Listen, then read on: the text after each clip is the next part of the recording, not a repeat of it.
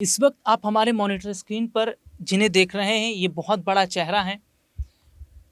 उपराष्ट्रपति के पद से जगदीप धनखड़ ने अचानक इस्तीफा दिया, वो भी तब जब मानसून सत्र का पहला जो सेशन है इन्होंने ख़त्म किया। उपसभापति भी हैं ये। और जगदीप धनखड़ के इस्तीफे के पीछे कई बड़ी वजह सामने आ रही है कि आखिरकार ऐसा क्या हुआ कि रातों रात उन्हें इस्तीफा देना पड़ा। हालांकि ये खबरें तक भी चल रही हैं कि जो उपराष्ट्रपति जगदीप धनखड़ हैं उनके ऊपर क्या पॉलिटिकल प्रेशर था, क्योंकि देखा जाए तो कुछ समय पहले आरएसएस प्रमुख मोहन भागवत ने एक बयान दिया जिन्होंने कहा था कि जब नेताओं की उम्र 75 की हो जाती है तो उन्हें खुद ब खुद ब्रेक लगाना चाहिए, उन्हें दूसरों को मौका देना चाहिए। हालांकि खबर यह भी चल रही है कि जगदीप धनखड़ जो है विपक्ष के सवालों से बहुत ज़्यादा परेशान भी हो गए थे। आखिरकार वजह क्या है जगदीप धनखड़ के इस्तीफे की, ये अभी तक तो सामने नहीं आया, लेकिन ये देखा जा रहा है कि जगदीप धनखड़ की उम्र हो गई है, क्योंकि आरएसएस प्रमुख मोहन भागवत ने कहा था कि जब 75 की हो जाए, और 75 के ये हैं तो 75 के हो गए, तो ऐसे में क्या यही वजह है कि संघ का दबाव धीरे धीरे बीजेपी पर पड़ रहा है। और एक अपने दर्शकों को और खबर बताऊंगा जिसे ध्यान से सुनिएगा कि इन्होंने तो उपराष्ट्रपति के पद से इस्तीफा दिया, लेकिन अब ऐसे कौन से चेहरे हैं जो उपराष्ट्रपति की रेस में आगे चल रहे हैं, उसको जरा ध्यान से सुनिएगा। मैंने कुछ खबरें जो हैं वो निकाली हैं, वो मैं बताता हूं जरा अपने दर्शकों को। तो आप हेडलाइन की तरफ थोड़ा सा ध्यान दीजिएगा और मैं अपने दर्शकों को इसके जरिए समझाता हूं कि आखिरकार उनके इस्तीफा देने के बाद और कौन से ऐसे चेहरे हैं जो उपराष्ट्रपति के पद में शामिल हैं, रेस में आगे हैं।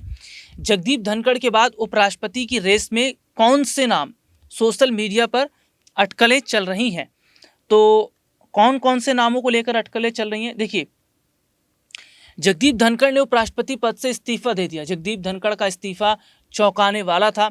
उन्होंने इस्तीफे के पीछे अपने स्वास्थ्य कारणों का हवाला दिया।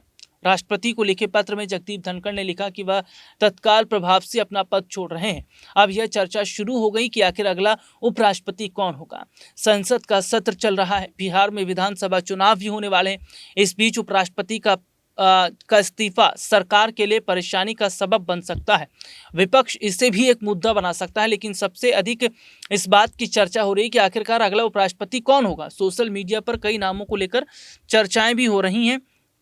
और देखिए, हरिवंश नारायण सिंह, सोशल मीडिया पर चर्चा है कि राज्यसभा के उप सभापति हरिवंश नारायण सिंह को देश का अगला उपराष्ट्रपति बनाया जा सकता है, क्योंकि उनके पास राज्यसभा की कार्रवाई संचालित करने का अच्छा अनुभव है।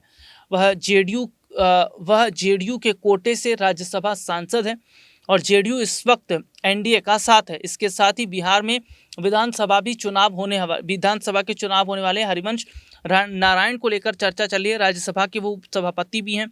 और एक नाम और है नीतीश कुमार का। वहीं सोशल मीडिया पर लोगों का कहना है कि बिहार के मुख्यमंत्री नीतीश कुमार को उपराष्ट्रपति बनाया जा सकता है। इसके जरिए बीजेपी बिहार में चुनाव में फायदा लेने की कोशिश कर सकती है। नीतीश कुमार का लंबा राजनीतिक करियर है। सोशल मीडिया पर नीतीश कुमार का नाम भी ट्रेंड कर रहा है। तो ये जो दो नाम हैं, इसकी मैंने चर्चा अपने दर्शकों को की है। अब ये वाकई देखना होगा कि क्या नीतीश, जो काफ़ी समय से नाराज़ भी चल रहे थे, खबर ये भी सामने आ रही थी कि भैया नीतीश एनडीए का साथ छोड़ सकते हैं, विधायक लेकर जा सकते हैं। और क्योंकि देखिए, सबसे बड़ी बात है कि बिहार में जो चुनाव होने वाले हैं उस चुनाव से पहले कहीं नीतीश का नाम नहीं है। और बहुत पहले से ये चर्चा भी चल रही थी कि अगर एनडीए की सरकार बिहार में बनी तो नीतीश को सीएम चेहरा नहीं बनाया जाएगा, बीजेपी अपना सीएम चेहरा बनाएगी। तो वैसे में देखा जा रहा है कि क्या नीतीश को सीएम ना बनाकर उन्हें उपराष्ट्रपति के लिए आगे भेजा जाएगा। क्यों? क्योंकि वो बिहार के बड़े लीडर हैं, मुख्यमंत्री हैं वो, और लंबा उनका राजनीतिक इतिहास रहा है। और तो और सबसे बड़ी बात है कि विपक्ष भी जो है वो उनको सपोर्ट करती है, समर्थन करती है। तो ऐसे में देखा जा रहा है कि क्या नीतीश कुमार को तो नहीं उपराष्ट्रपति पद की जिम्मेदारी दी जाएगी, क्योंकि यहाँ भारतीय जनता पार्टी बहुत सोच समझकर काम कर रही है, क्योंकि नीतीश और नायडू के दम पर सरकार चल रही है। नायडू को खुश करना, नीतीश को खुश करना, ये देखा जा रहा है।